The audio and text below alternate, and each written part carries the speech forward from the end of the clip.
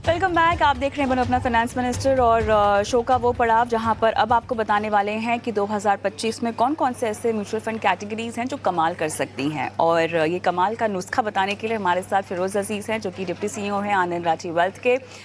फिरोज़, आपका बहुत बहुत स्वागत है हमारी इस खास पेशकश में। और ये साल माला माल करने के लिहाज से आप कौन कौन सी म्यूचुअल फंड कैटेगरी की स्कीम्स लेकर आए हैं दर्शकों के लिए, और उससे भी पहले क्योंकि देखिए आपने भी कई बार बोला और बहुत सारे दर्शकों एक्सपर्ट्स जो आते हैं उन्होंने भी ये कहा है कि ये साल वैसा साल है जहाँ पर थोड़ी सी अपनी उम्मीदों पर आपको लगाम लगानी चाहिए। जो पिछले 2-3 सालों में आप देख रहे थे रिटर्न उतने नहीं मिल पाएंगे, उसके बावजूद आपके पास एक ऐसी सूची है जहाँ पर सही मात्रा में सही समय के लिए निवेश करें तो कमाई मुमकिन है। बताइए। नमस्कार कविता जी, बिल्कुल सही फरमा रही हैं आप कि ये साल ऐसा होगा कि आपने जो उम्मीदें की हैं लास्ट लास्ट ईयर्स की रिटर्न के आधार पे अगर अपनी उम्मीदों को बनाया है तो जरूर मायूसी की गुंजाइश है। Point one. पॉइंट टू, ये साल वैसा साल है जो इक्विटी मार्केट्स और इक्विटी के इन्वेस्टमेंट्स हैं उसकी उसका तराजू और आपका रियल एस्टेट गोल्ड का तराजू इक्वल करने की कोशिश करनी चाहिए हर हर किसी को, क्योंकि क्या होता है कि रियल एस्टेट में लोगों को इतनी जल्दी आउटपुट नहीं चाहिए। 10 साल के लिए होल्ड कर लेते हैं, 6-6 महीने में चेक नहीं करते कि भाई वैल्यू कितनी है, ब्रोकर को आज तक फोन करके नहीं पूछते कि भाई ये खाली ऐसे ही फाइंड आउट कर रहा हूं मैं वैल्यू कितनी है। तो ये आपने जो सही फरमाया कि इस बार एक्सपेक्टेशंस को मद्देनजर रख के आपको 10, 12, 15% ज्यादा की उम्मीद नहीं करनी चाहिए। Point one. Point two, give it a fair chance. Equity और रियल एस्टेट और गोल्ड सबको एक ही तराजू में नापना नापना हमारा फर्ज है। 2025 में ये रेजोल्यूशन रखनी चाहिए। मैं देखता हूँ काफी सारे इन्वेस्टर्स गोल्ड, मेरी माँ मैंने म्यूचुअल फंड दिलाए, वो कह रही है कि यार 6 महीने हुए कुछ पैसे नहीं बने मेरे। तो गोल्ड में वो कहती है कि भाई ऐसे बुरे दिन थोड़ा ना आए कि मैं कभी गोल्ड बेचूंगी। गोल्ड को सारी जिंदगी देने के लिए तैयार है, बट म्यूचुअल फंड को 6 महीने में परेशान हो गई है कि कैसे 6 महीने जुलाई में खरीदा था अभी तक प्रॉफिट नहीं आया। सेम तराजू is my binti for 2025 from each of your viewer, Kavita ji. चलिए, बहुत बढ़िया। मेरे ख्याल से जो आपके पास एक लिस्ट है उसकी भी अब शुरुआत करते हैं फिरोज़, एक एक करके बताइएगा। जिस तरह से एक माहौल बन रहा है ओवरऑल लार्ज कैप्स को लेकर, क्या वक्त आ गया है कि जो आप मुनाफा देख रहे हैं अपने पोर्टफोलियो में उसे बांध कर, खासतौर से अगर मिड कैप स्मॉल कैप जैसी कैटेगरी में आपने बहुत कमा लिया है और ओवरऑल पोर्टफोलियो आपका काफ़ी बूस्टअप हो गया है, वहाँ से निकल कर लार्ज कैप कैटेगरी में अब जाया जाए और उसमें भी कौन से ऐसे फंड्स हैं जो आप रेकमेंड भी करना चाहेंगे? यस कविता जी, देखिए जब भी हम म्यूचुअल फंड की बात करते हैं तो ये कैटेगरीज जो हैं जो साइज के आधारित हैं, वैसे 6 हैं। वो सबसे बड़ा महत्वपूर्ण प्रश्न है।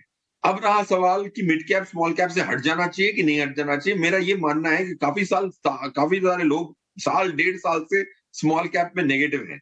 लास्ट मार्च में सेबी ने भी जाहिर किया था कि स्मॉल कैप में बबल है। अब उसको भी 9 महीने हो गए, स्मॉल कैप की गिरावट तो आई नहीं। क्यों नहीं आ रही? क्योंकि स्मॉल कैप की अर्निंग्स भी लास्ट ईयर इतनी अच्छी थी और इंडिया में स्मॉल कैप का जो डेफिनेशन है वही गड़बड़ाया हुआ है मेरे हिसाब से।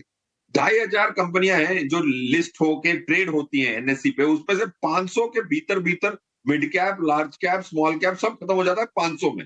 बाकी 2,000 को तो हम माइक्रो कैप कहते हैं। जो इंडिया की जो स्मॉल कैप, जो स्मॉल का वर्ड है ना, वो अगर आप साइज देखेंगे तो 50,000 करोड़ की कंपनी, 50,000 करोड़ की कंपनी भी स्मॉल कैप करार दी गई है। तो स्मॉल कैप इतना छोटा नहीं है जितना वो शब्द अंग्रेजी का आपको महसूस कराता है। So coming back to your pointed question Kavita ji, small cap से इतना घबराने की जरूरत नहीं है। अगर आपके ओवरऑल पोर्टफोलियो में 20% स्मॉल कैप है, 20% मिड कैप है, this year also I don't think you will need to panic about either of this. Large cap में 60% होना जरूरी है। मानता हूं कि लास्ट ईयर हमने सिर्फ 45 रखा था स्मॉल कैप में, अब 57 पे पहुंच गए हैं। But I think 20% large and small and mid cap is not a bad idea, and it's not as scary because 500 companies comprise of all the large, mid and small, which people are not noticing enough.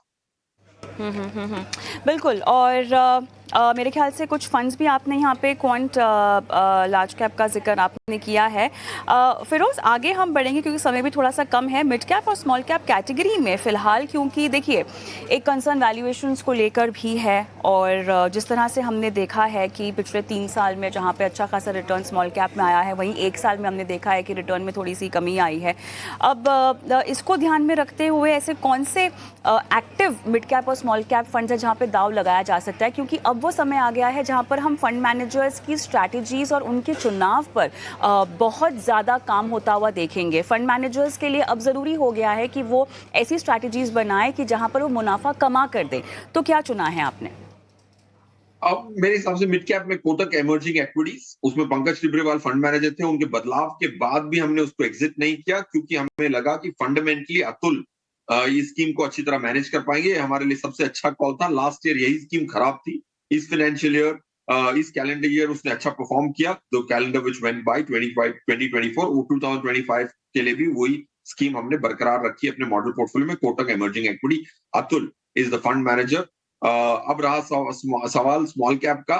Pass performance बहुत खराब थी Invesco की, but अगर आप देखें इस financial year में small 17% का अल्फा निफ्टी से निकाला है।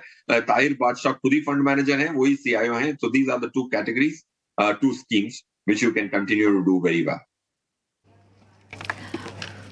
ऑलराइट, चलिए, तो ये वो कैटेगरीज जहाँ पर फिरोज़ के मुताबिक आप दाव लगा सकते हैं। हालांकि फिरोज़ की काफ़ी लंबी लिस्ट है, लेकिन मेरे ख्याल से फिरोज़ उसके लिए मुझे एक सेशन 2 आपके साथ ऑर्गेनाइज करना होगा, क्योंकि इस फिलहाल सेगमेंट में मेरा समय यहीं समाप्त हो गया है। लेकिन इस चर्चा को मैं चाहती हूँ कि हम एक बार फिर से कंटिन्यू करें, और इसी हफ्ते में कभी आपको एक बार फिर नामंत्रित करेंगे शो पे फिरोज़, और आपकी बाकी की लिस्ट पर बातचीत करेंगे। फिलहाल बहुत बहुत धन्यवाद, आपका समय निकाला आपने इस पेशकश के लिए। थैंक यू कविता। चलिए, इसी के साथ शो को भी समाप्त करते हैं, और अगर आप भी अपने सवाल हमसे पूछना चाहते हैं तो झटपट अपने सवाल हमें व्हाट्सएप कर दीजिए। यूट्यूब पे देख रहे हैं तो कमेंट बॉक्स पे अपने सवाल डाल दीजिए। नमस्कार।